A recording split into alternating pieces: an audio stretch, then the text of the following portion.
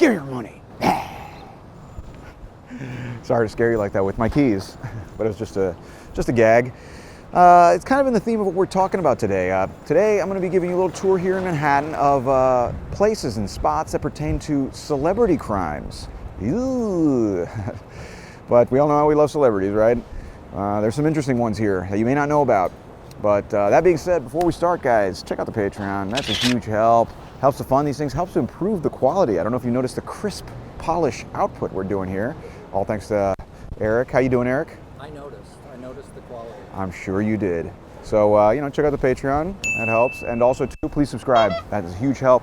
And also, if you watch more than one video, why not subscribe? And, like it. Give it a little thumbs up. You're going to like this video anyway. So, and it helps the analytics, as all the tech bros and broettes like to point out.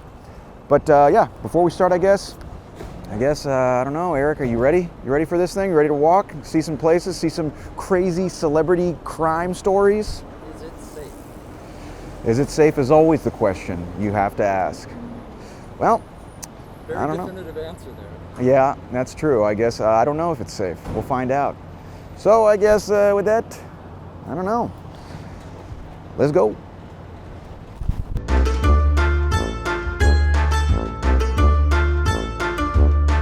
All right, so I'm here in front of our first stop, 33 Union Square West, also known as the Decker Building. I don't know if you can see behind me, there's a nice little farmer's market going on in case you want some fresh produce. You can get out there and start squeezing some melons or whatever you do. Anyways, this spot, more importantly, that in 1968, Andy Warhol, the famous artist, was shot in an attempted murder. So a little bit of background. This spot was the home to the second incarnation of Andy Warhol's factory spot where like artists would hang out, a bunch of celebs, a very cool place, right? The first one was in Midtown, then it moved here, then it actually moved to the northwest end here of Union Square. But it was here on June 3rd, 1968, that Valerie Solanas attempted to shoot Andy Warhol and kill him, and also shot a gallery owner, a London gallery owner who was there as well. So a little bit of background. Valerie Solanas actually befriended Andy Warhol because she wanted him to produce her play. The play was called Up Your Ass. Yeah, I don't know, I smell a reboot, I guess, but didn't happen. She got worried that he was actually trying to steal her idea, so she became very paranoid. She even called him, like, threatening to kill him if he didn't mention her on the Johnny Carson show. Totally nuts, right? Anyways, she shows up here one day, and also a little bit of background on her. She had written a book called Scum, which stands for the Society for Cutting Up Men. In case you're interested in what their mission statement was. May I, Eric? You got some literature there? I do. She says, the male is a leech, an emotional parasite, and therefore isn't ethically entitled to live or prosper.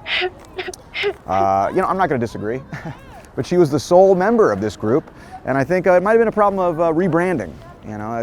Maybe a slight, more mild approach would have worked a little better. Anyways, she was a very big fan of men generally. She came here on that day, rode up the elevator, and shot him, actually in the torso area.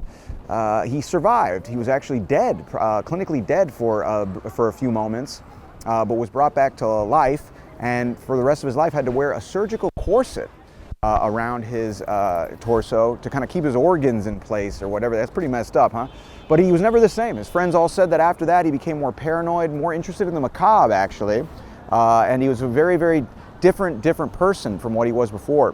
In case you don't know who Andy Warhol is, all you millennials and Gen Zers, he was actually like a visual artist. He made paintings, all these kind of things, but it was very interesting. He was very big about self-promotion too. In fact, Truman Capote once said of him, he said, I'm not saying he's not talented, it's just I don't know what he's talented at. What I do know is he's a genius as a self-publicist.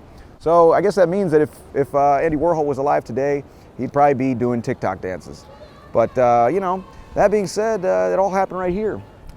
33 Union Square West, where Valerie Solanas, who actually, by the way, went to jail just for a few years and came back out to the disappointment of many of Warhol's friends.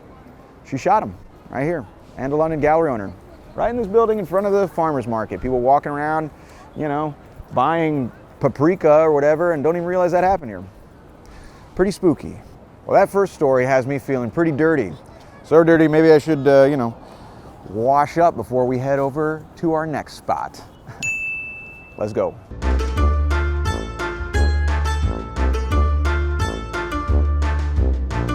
So I'm here standing in front of 222 West 23rd Street. This is also known as Hotel Chelsea, the Chelsea Hotel. Very iconic, historic place, opened in 1884. Just standing here, totes cash, as the kids say. But I actually wanted to mention, first of all, before I get into the story of what happened here, very historic place. This is where Arthur Clarke wrote some of 2001 Space Odyssey. Dylan Thomas lived here, Leonard Cohen, a lot of very famous artists, Madonna, spent time here. I covered this in my Chelsea video, so if you want to check that out and learn more, check out that video. Okay, but more importantly, on October 12, 1978, the body of Nancy Spungen was found dead underneath the sink in room 100. The person arrested for her murder was a man named Sid Vicious, her boyfriend. He was the bassist for the Sex Pistols, which was a British punk band, very popular at the time. In case you don't know who they are, they're the ones who sing the song like Anarchy in the UK. That's the one that goes, and I wanna be anarchy.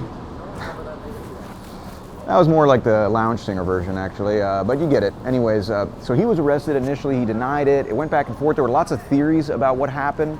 One was that it was a suicide pact that he backed out of last second, and she went first. The old backing out of the suicide pact trick. Oh boy, tale as old as time. But people had said also too that they were constantly. It was a very volatile relationship. People called her like the Yoko Ono of the group because she kind of started dating him and he became kind of a mess. People have said of Sid Vicious that he had this attitude. They said if Johnny Rotten was the voice of punk, Vicious was the attitude. He just didn't give a crap at anything. And in fact, they say that the night that she died, they were both high on Tuinal, which was a sleeping pill, a very, very strong sleeping pill. And they ended up, dying, killing. Which brings me to my first sponsor. Are you tired and restless and you don't care whether you live or die? Try Tuinal. I'm just kidding, that's not our sponsor. I don't have sponsors. Anyways, that all happened here. So people were throwing around lots of different theories, going back and forth whether Sid Vicious actually committed the crime, but they were never resolved because in February 1979, at 21 years old, at 63 Bank Street in the West Village, Sid Vicious died of a drug overdose, putting an end to the speculation and closing the case. And it all happened right here. And what was interesting about it is that before this, punk music was looked at as like kind of a bunch of young kids, punks, they're causing trouble, yelling and getting angry, fighting, whatever. But when it turned to murder, people didn't think it was so cute anymore. So it was a really important moment too in the history of the music as well. But yeah, Sid Vicious, Nancy Spungen. Sid was 21 years old when he died. Nancy Spungen was 20. They were just little kids pretty much. Just like 4 or 5 years younger than me. Anyways, this is where it happened. Chelsea Hotel. Let's go to our next spot.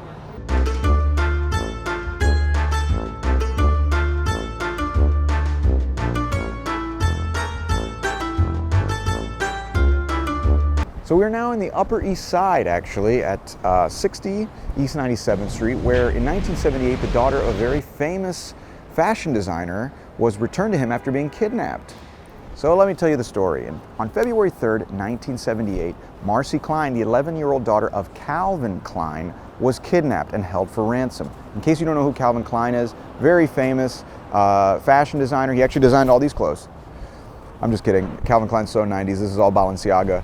But anyways, she was kidnapped on her way to school. She was going to get on her bus, leaving her mother's house, Calvin Klein's ex-wife Jane, who lives in the Upper East Side, to go to the Dalton School at 89th Street. She was lured off the bus by the kidnappers by saying that her dad was sick. So she goes with these kidnappers, and then they contact Calvin Klein to get $100,000 from him. They go back and forth with Calvin Klein throughout the day. He contacts the authorities. They kind of monitor things until about 4 p.m. he leaves a briefcase with $100,000 in Grand Central Terminal for the kidnappers. They then tell her where she's located and bring him here. He comes here to pick up his daughter, and he's reunited with her and a woman who is also there. So actually, when he came, the police were actually scoping the place out, and dozens of police officers swarm on him thinking he's the kidnapper, and it wasn't until she yelled out, "Daddy, Daddy," that they knew that it was actually Calvin Klein.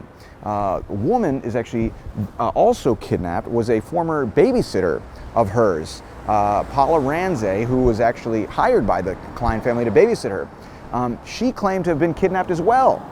But when her story started breaking down after failing a lie detector test and being questioned, it came out that she was actually responsible. And she had recruited her brother and a friend of his to actually make it seem like they both got kidnapped so they can get some money from Calvin Klein. They all went to jail. Anyways, after being questioned by the police, all that whole crazy ordeal, Calvin Klein actually said, you know, it's amazing. You go through something like that and you just want to get back to work, which is pretty insane. That means that they were able to save Marcy Klein from the kidnappers, but not from her workaholic father. And that all happened right here at 60 East 97th Street. Today, actually Marcy Klein went on to become a very famous producer for Saturday Night Live and discovered a lot of the talent there. Which, you know, no big deal, Marcy, you know, if you like this video, I'm just all kidding, you know, it's all just in good fun, so, you know. So that's the story of Marcy Klein being kidnapped February 3rd, 1978, the daughter of Calvin Klein here in the Upper East Side. For our next spot, we don't have to go very far, so let's do it.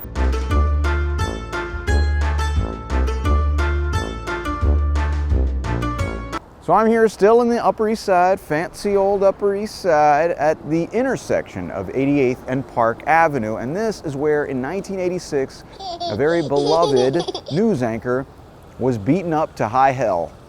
The story is that on October 4th, 1986, as Dan Rather was coming back from a night out, he was beat up and punched and kicked and assaulted repeatedly here at this intersection. He eventually ran into this building, 1075 Park Avenue, and the person working the door there, as well as another man there, helped scare the men away. But the entire time they were beating him up, they were yelling out, "Kenneth, what's the frequency? What's the frequency, Kenneth?" And eventually, they didn't catch the men, but later on in 1994, a man named William Tager was arrested for the murder of an NBC technician. He was trying to get into the Today Show, and this guy was trying to stop him, so he killed him. And the psychiatrists were interviewing him, and he was saying that it was him who actually did the assault, and he actually believed that there was a chip in his brain. Yeah, the old chip in the brain. I heard that one before. Come up with something new. But he actually said that there was a chip in his brain. He believed that media companies were trying to beam messages into his mind. And that was actually where What's the Frequency came from. That's one of the things. He believes that, or they believe that he was trying to find the frequency to make these companies stop beaming things through his brain. There was also another theory that there was a Columbia professor, a researcher at Columbia University who was doing research on hacking into Russian TV frequencies. And that guy's name was Kenneth. And he was trying to find ways to get into these Russian frequencies and actually pull information from the Russians. This is in the 1980s. And they believe it was a case of mistaken identity because Dan Rather was dressed all casual. So there's a lot of different theories, but they believe that it was, it was a very intriguing story when it happened. So much so that REM, the band REM, came up with a single called What's the Frequency, Kenneth, in 1993. It actually got pretty high on the charts. It's the one that goes, what's the frequency, Kenneth? What's that last bit? Don't worry about it. It's one of those songs, I guess, where you don't really know what the second part is, but the first part's really catchy. So it was right here that Dan Rather was beat up in 1986. New York's a hell of a town when you could just be walking down the street and just be like, "Hey honey, is that Dan Rather getting his ass beat?" And then she could just be like, "Whatever, let's go. We got reservations at Delmonico's." So, I don't know. So it all happened right here in this intersection, and he ducked in there at 1075 Park Avenue, got some help. You could actually see the clip of him, talking to the nightly news and telling everyone what happened the following week. But yeah, also the inspiration for the song "What's the Frequency, Kenneth" by REM. You know, what's the frequency, Kenneth? Is your Benzedrine? That was pretty cool. All right, let's go to our last stop. Here.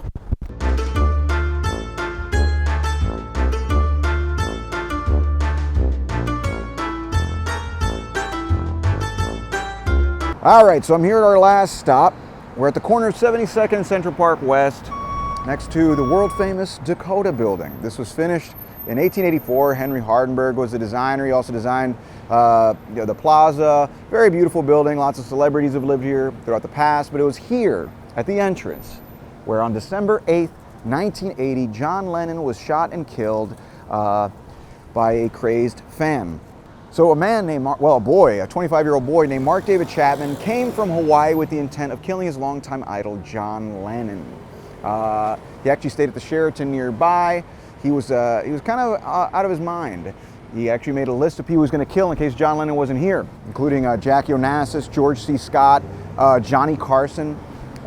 Anyways, he comes here on December 8th, 1980, in the morning, 8 in the morning, and he just waits all day in front. And that wasn't that weird because there was always lots of fans and paparazzi and stuff.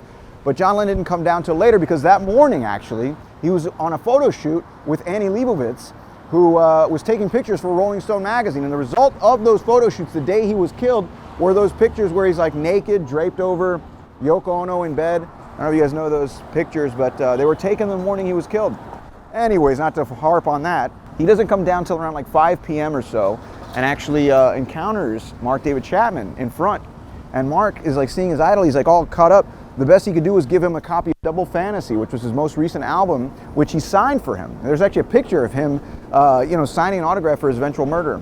Anyways, he leaves and doesn't come back till later. It was like around 10:45, 11 p.m. when he finally got back. And in fact, it was at that point, it was just Mark David Chapman in front because the other people had left. In fact, the photographer who snapped the photo of the autograph, when he left, Mark had said to him, "Are you sure you want to leave? You may never see John again."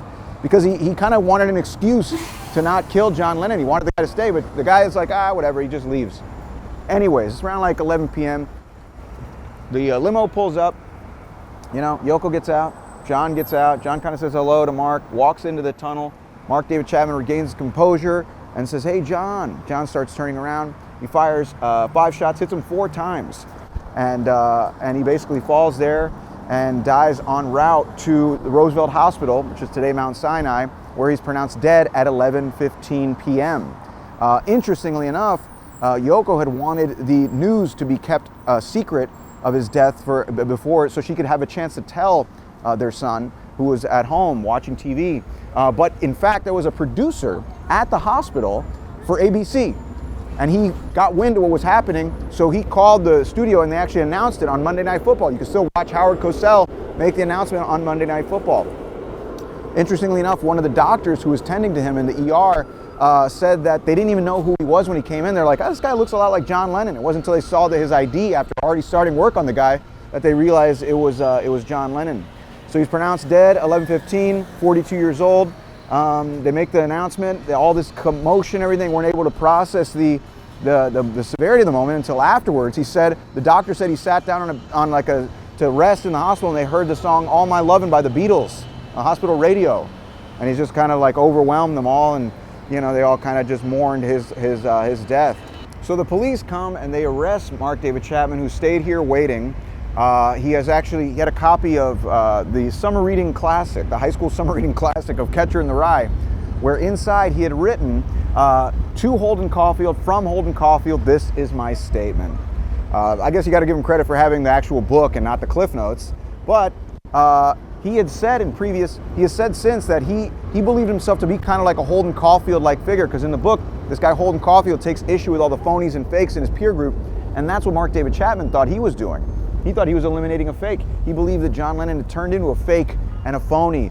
He was like this guy living in a fancy Dakota building. He had said that the Beatles were bigger than Jesus, and imagine there's no religion. And Mark David Chapman was a born-again Christian who obviously lost his mind, but that all happened right here at the entrance to this building. That the following week there were actually vigils here every single night, culminating on a big one on December 14th in the park here, where over 100,000 people came. They were singing his songs. You guys know all his songs. Like, this is also now called Strawberry Fields, as part of the park, which Yoko Ono kind of pushed, donated some money for the city to redo this, and they opened it as Strawberry Fields in 1985, named after the song Strawberry Fields, one that goes, "Strawberry Fields forever." That was pretty good. Thank you. Anyways, it's named Strawberry Fields for the song Strawberry Fields, which is named after a place in Liverpool, England, where John Lennon used to go as a little boy, where he would contemplate nature and all that stuff. And that's what he used this part of the park for with Yoko Ono. Yeah, and also people would come here and they sang, you know, things like, on that December 14th, they came and they sang all the songs, everything. And actually on his birthday, on October 9th, and also on the anniversary of his death on December 8th, here in Strawberry Fields, where the Imagine Mosaic is, people will gather and they'll sing his songs and sing Imagine. Just like, imagine there's no heaven, it's easy if you try. That's pretty good, right? Come on. Pretty good. Thanks. Anyways, this is the Dakota. Pretty cool building, a lot of stories, but the most tragic and famous story is that of John Lennon. And I know you guys have probably heard the story of how he died, but you didn't know all those facts. You didn't know all that history. So I thought I'd give it to you. All right, let's end this video. All right, well, we're here in Strawberry Fields to end the video. I'm actually here. This is a real thing. This isn't like a green screen at the mall that you're gonna laser print on a coffee mug for your dad. This is a real thing. Anyways, I come here to end the video because it's nice. And also I want to tell you that if you like the video, please check out the Patreon. It's a huge help. That's how I fund these things. That's very important. Keep the quality getting higher, you know, getting nicer, you know. And also, you know, there's different levels. You know, different levels. You can, no amount is too small or big. But also too, if you, at the very least, if you liked it, subscribe, like the video. That's a huge help too. Boosts it and all the analytics and all that crap. I don't know. Anyways, that's pretty much it. Got the story of John Lennon there. If you want to learn more about the Dakota, you can check out my video on Central Park. Sick plug. There you go. But also too, remember this video is actually part of a little series I've been doing on the true crime here in New York. Put like links or whatever, but you know, in the thing, you can check those out. I don't know. Anyways, what'd you think, Eric? Did you like this? I think it's great. It was good, huh? A lot of cool information. Except for links in the thing, but yeah, I don't know. Whatever. You'll find them. They're in the description or whatever. They're in the, you know, they're here or whatever. I don't know how the YouTubers do, like right here. Yeah. Anyways. All right, well, yeah, like I said, cool stories, a lot of crimes, a little dark. I'm babbling now. All right, well, yeah, that's pretty much it. Anything else to add there, Eric? Nothing to add. All right, well then, all in the video. It's all there, baby. You just rewind it and keep rewinding and going back through all of it. All right, well, that's pretty much it. So I guess I'll sign off here, guys. Till next time. I'm gonna go, you know, tip that musician back there. Always got to tip musicians and performers here in New York, especially the ones you like, because it's actually a pet peeve of mine when people just like take pictures or film them and don't give them any money. All right, anyways, I'm digressing, babbling.